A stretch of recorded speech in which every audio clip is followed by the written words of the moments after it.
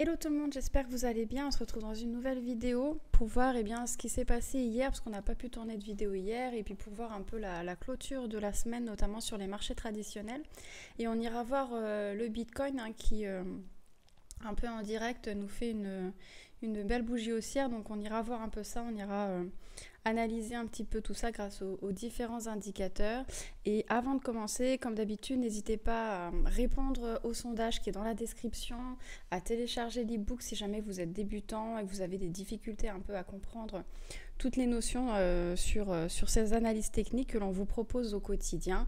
Donc voilà, hein, c'est complètement gratuit. Vous aurez également une vidéo explicative par mail si vous souhaitez télécharger tout simplement cet ebook pour que vous puissiez vous améliorer sur le marché des crypto-monnaies tout simplement.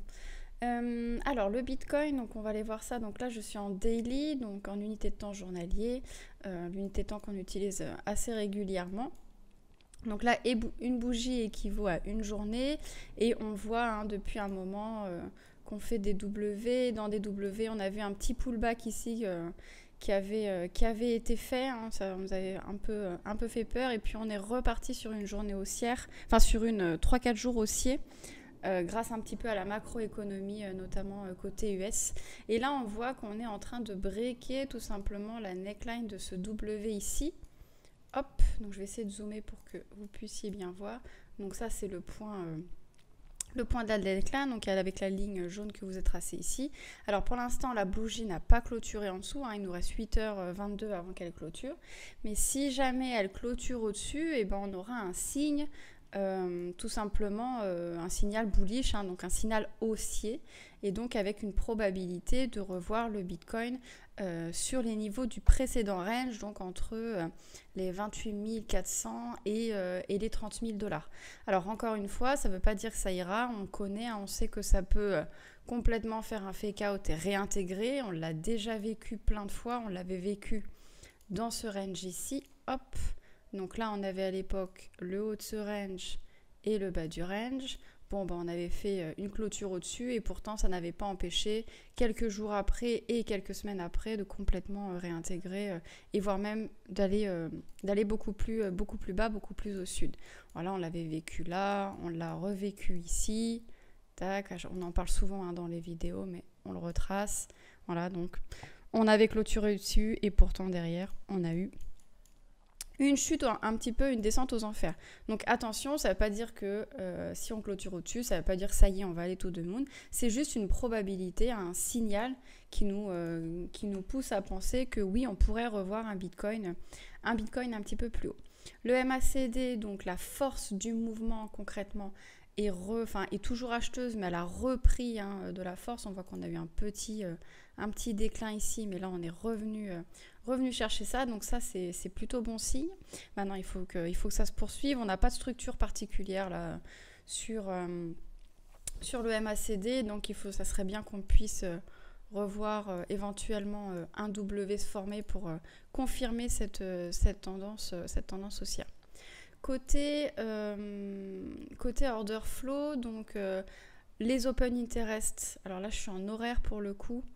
Les open interest ont clairement grimpé avec la petite hausse que l'on a connue là. Donc cette petite hausse du jour, hein, okay. La hausse qui a commencé là ce début d'après-midi vers 13-14 heures. On voit que les open interest ont augmenté, et les open interest c'est tout simplement les positions qui se sont ouvertes sur le marché financier, donc que ce soit à l'achat ou à la vente, hein, d'accord. Là, on voit concrètement qu'avec le funding rate ici, on voit que c'est plutôt des acheteurs qui sont rentrés sur ce marché.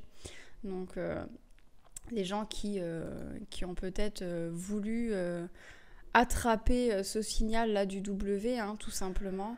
Il faudrait pas que ça remonte de trop, parce que si les gens sont trop bullish, si les gens pensent trop que le Bitcoin va remonter, malheureusement, on peut avoir un petit pullback. Ça ne veut pas dire qu'après on ne remontera pas, hein, mais on peut aller venir chercher les stops, hein, tout simplement, des gens, les stop loss, donc pour venir fermer leur position et que le Bitcoin puisse grimper avec le minimum de personnes. Ça, on sait que le marché adore ce genre de choses. Voilà. On voit qu'on a eu pas mal de liquidations de shorters sur la journée du 27 et la journée du 28, ça on en avait parlé. Et depuis, on n'a pas eu plus de liquidation que ça. On voit hein, les mèches ici, on voit que c'est assez calme. Le funding rate qui était complètement, vraiment très fortement positif. Là, il a un petit peu diminué, mais il reste positif pour l'instant, en horaire en tout cas. Et on a ce ratio long-short qui est plutôt repassé côté shorter là, mais c'est pas très très significatif. Je veux dire, on n'a pas des niveaux qui sont vraiment très significatifs. Côté Kingfisher, hop, bon ça je ferai ça plus tard. On va essayer de sortir le graphe hein, qui nous montre tout simplement les liquidations. Donc là, je me suis mis sur Binance et sur la paire BTC USDT. Donc c'est assez long à charger, mais on pourra avoir quelques infos.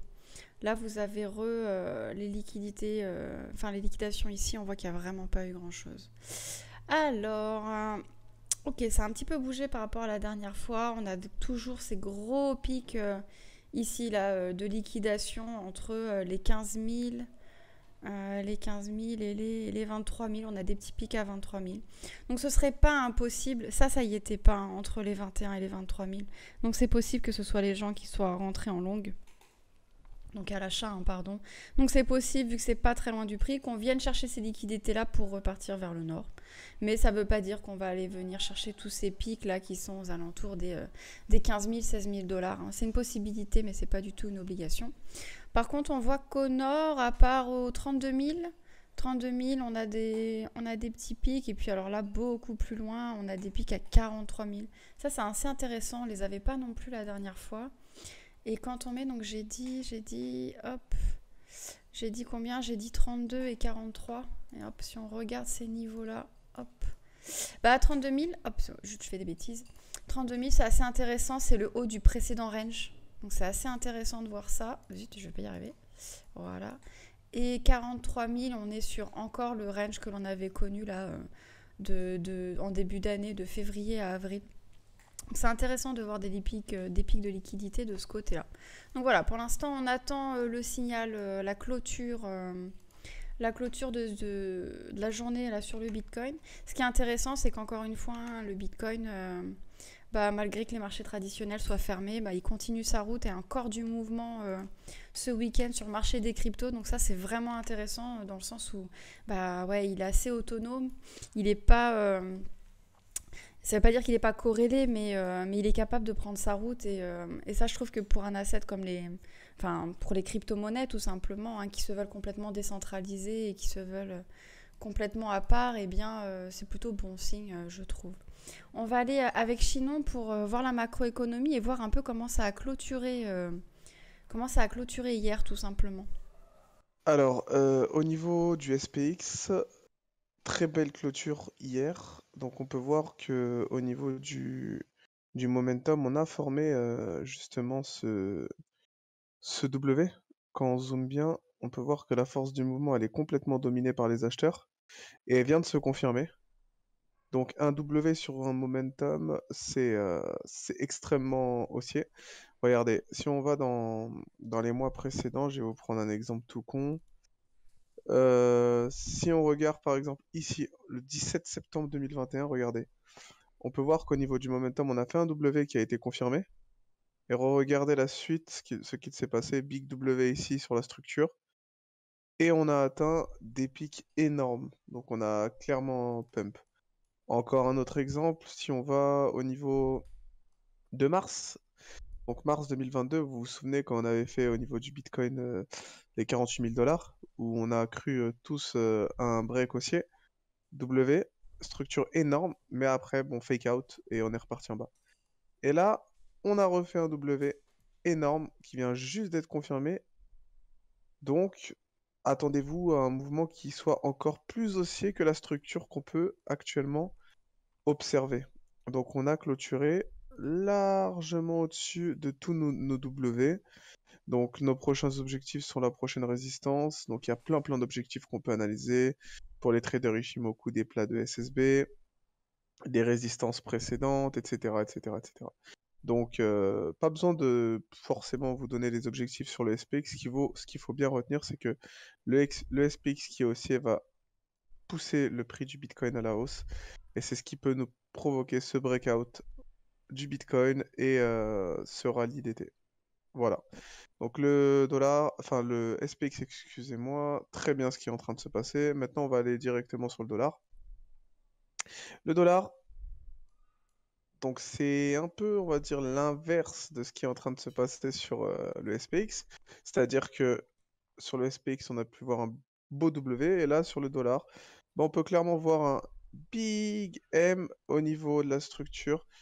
Donc un M qui va pousser, et qui a été confirmé, hein, donc on a clôturé en bas de la ligne de coup, donc... Ah, désolé, c'est le réveil. Alors, on a clôturé en bas de la ligne de coup, ce qui vous annonce clairement qu'on va continuer à baisser au niveau du dollar. Excellent, excellent, car un dollar qui baisse, ce sont des cryptos qui montent. D'accord? Ensuite, au niveau du momentum, on peut voir qu'on a fait déjà de base ici. On peut voir un énorme M. Boum, hop là. Donc c'est vraiment monstrueux cette structure, elle est vraiment énorme. Et elle a été confirmée le 22 juillet à peu près. Donc on accroche à peu près le 22 juillet. Donc moi, ça m'avait déjà donné un signal ici pour me dire que le dollar, il est prêt à baisser. Et c'est exactement ce qui est en train de se passer maintenant. Donc ça a tiré fort le prix à la baisse et c'est que le début. Attendez-vous à un dollar qui continue à s'effondrer. Voilà pour la macro. Donc la macro, elle est actuellement extrêmement favorable aux cryptos. Donc on peut voir que, bah, comme Xena vous a dit, hein, le Bitcoin, là, actuellement, il est en train de pousser à la hausse. C'est très bien ce qui est en train de se passer. Euh, actuellement, les marchés sont fermés. C'est-à-dire que lorsque les marchés vont ouvrir, je viens juste de vous expliquer que les marchés sont actuellement très favorables. Donc ça peut encore plus pousser le prix à la hausse du Bitcoin. Voilà. Ça marche, merci Chinon. Bah écoutez, on espère que la vidéo vous aura un peu aiguillé sur bien sûr ce qui se passe un petit peu sur le marché des crypto-monnaies. Et puis, bien, on vous dit à très bientôt pour une nouvelle vidéo. Ciao, ciao!